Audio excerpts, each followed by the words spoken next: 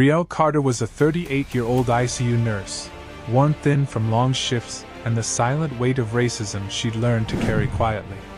But on a cold Friday morning, her heart stopped, and in those few minutes, she left her body and stood face to face with Jesus Christ. What he showed her wasn't clouds or angels. It was a raw, soul-shattering truth about race, silence, and love that would change everything she thought she knew. My name is Brielle Simone Carter. I'm 38 years old, a pediatric ICU nurse in Atlanta, Georgia. Most of my days started and ended in scrubs. I'd wake before the sun, kiss my daughter on the forehead, and head into a hospital full of small patients fighting big battles. I loved my job, still do, but it wore on me in ways I didn't admit out loud. The kind of tired I carried wasn't just from long shifts. It was soul tired, the kind that lingers even after sleep. I grew up in church. Sundays were non-negotiable. I believed in God. Still do.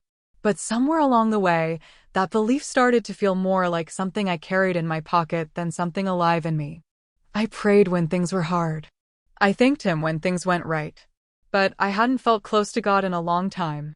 There was also something else, a quiet, constant tension. Being a Black woman in my field meant smiling through certain comments, biting my tongue in meetings, pretending not to notice when patients' families trusted my white coworkers more. I didn't always speak up. Sometimes it just felt easier to survive the day than explain myself again. I pushed those things down, told myself I was being too sensitive. But deep down, I carried that weight. And I had no idea it was about to crack open. It was a Friday, just before sunrise. The sky was that heavy blue that comes right before morning breaks. I remember thinking I should have called in. I hadn't slept more than 3 hours. My chest felt tight, but I brushed it off as stress. I'd been running on caffeine, adrenaline, and instinct for weeks. My daughter had a cold. My mom had called twice about bills. Work was short-staffed again. I didn't feel right, but I kept moving. Driving to the hospital, I remember gripping the wheel harder than usual. My arms ached. There was a strange ringing in my ears. I told myself I just needed to get through the shift. That's all. Just one more day. I never made it to the parking lot. It happened in seconds. My vision blurred. My foot slipped off the brake. A horn blared. Then nothing. No crash, no pain, just silence. I felt myself float. That's the only word that makes sense. Float. Like I had slipped out of my own skin and was watching myself from a few feet above. My car was on the shoulder. A man had stopped and was yelling for help. Someone was shaking my body, but I was already somewhere else.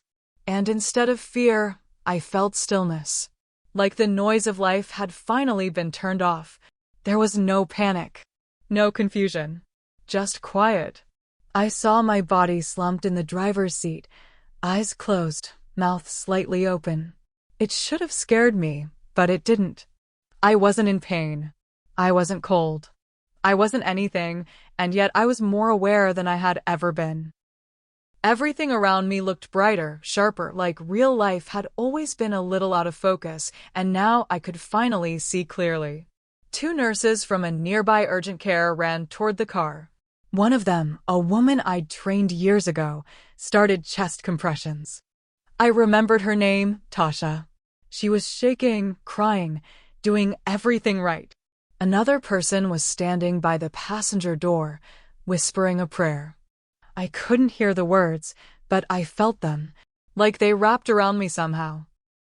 Then something shifted. It wasn't up or down. It was inward, like I was being drawn into a place deeper than space or sky. It wasn't a tunnel. It was more like being pulled through layers of light and silence. And somewhere in that pull, I knew I wasn't alone. I wasn't scared. I just knew. I was leaving the body I had always thought was me and heading somewhere I had always belonged without realizing it. I don't know what I expected, maybe light, maybe clouds, but what I saw first was a presence. He stood in front of me, still as peace itself. He looked like a Black man. Rich brown skin, tight curls, strong eyes that held a kind of sadness and joy I'd never seen together before. But it wasn't just his face, it was the way the space around him felt. Like everything in the universe had stilled just to make room for him. He smiled not with his mouth, but with his whole being. My soul recognized him before my mind did. And then, slowly, his features began to shift. His skin tone changed. His hair softened. He became older, then younger, then something beyond age. At first, I was confused. Then I understood. This wasn't disguise. It was revelation. "Why do you keep changing?" I asked, barely above a whisper. He looked at me with warmth that felt like home and said, "Every soul sees me in the language of their spirit." I didn't need him to explain. I just knew. He was showing me that he had always been near, always understood me, always met me where I was. Not once had he come to judge, only to love. His presence wasn't just beautiful, it was familiar. As if I'd known him before I was even born. Jesus didn't take my hand. He didn't have to. The moment I looked into his eyes, the space around us shifted again. We were no longer standing. We were surrounded, bathed, in a realms that pulsed with feeling. It wasn't visual. It was emotional. And I wasn't watching anything. I was feeling it all. First came the shame, quiet, aching. It belonged to white Christians who wanted to speak, but were too afraid to say the wrong thing. Their silence wasn't hatred. It was fear. Fear of being judged, misunderstood, pushed away. I felt their hearts, tight, conflicted, desperate to do right but frozen in uncertainty. Then came the grief. Deep, bone-heavy grief. It belonged to black mothers like me. Mothers who kissed their sons goodbye and held their breath until they came home. Mothers who taught strength and survival, who carried fear as part of the morning routine. I felt their prayers, their anger, their fatigue. The silence hit next. It was cold. It came from those who wanted to help but didn't know how. Their hearts were open, but their lips were shut, unsure where to begin. And then came something older than me, older than this country. The sorrow of ancestors. I felt the weight of chains, the hunger for dignity, the stolen names, the songs that became prayers. It ran through my veins like memory I didn't know I had. Jesus stood beside me, silent but present. And every emotion passed through me like fire and water. I didn't observe it. I became it. It was a baptism, but not of water, of empathy. And when I wept, I knew it wasn't just for me. I saw it as clear as anything, a chain. It wasn't metal, but it was real. Heavy, pulsing, alive. Each link throbbed with emotion, not forged by fire, but by memory. And every link carried a phrase. I'm tired of explaining. They don't get it. It's not my fault. You people are always angry. I don't talk about race. They'll never understand. Each sentence echoed like a wound spoken out loud and passed down. Fear, guilt, pride, resentment, silence. They weren't just feelings. They were ingredients. The chain didn't just wrap around one group. It wrapped around everyone. Black, white, brown, tightening, bruising, dividing. And the worst part? Most people didn't even know they were wearing it. Jesus looked at it with sorrow, not shame, not anger, but heartbreak. This isn't just racism, he said. It's a spiritual contract, passed from soul to soul, signed by pain, sealed by silence. I stood there, stunned. All my years of frustration, of trying to ignore it, fight it, explain it, reduced to this visible, spiritual truth. We were all tangled in it. And the only way out wasn't blame or retreat. It was breaking the contract. Someone had to break it. Someone had to choose love over the chain. Jesus turned, and suddenly I saw scenes unfolding like memories I'd never lived but somehow knew. Not grand stages. Not headlines. Just quiet moments, full of power. A white mother in Nebraska, kneeling by her bed every morning before her kids woke up, whispering prayers for unity. No one knew. She'd never spoken at a march or posted a hashtag. But her prayers reached heaven like songs. Then, a black pastor standing outside his church in Alabama. Someone had vandalized the doors with slurs the night before.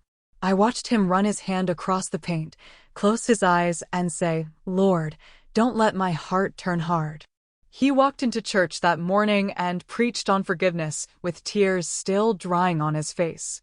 And then a little girl, maybe 8 years old, biracial, sitting at a kitchen table, speaking softly to two adults locked in years of silence. "I just want us to love each other again," she said. "Please." Her voice was trembling, but her heart was louder than all their bitterness. "These are my saints," Jesus said. "They don't wear titles. They don't seek credit. But they are building the bridge. One prayer, one choice, one brave word at a time." And I knew then, the healing wasn't loud. It was faithful, quiet, real. I blinked, and the world shifted again.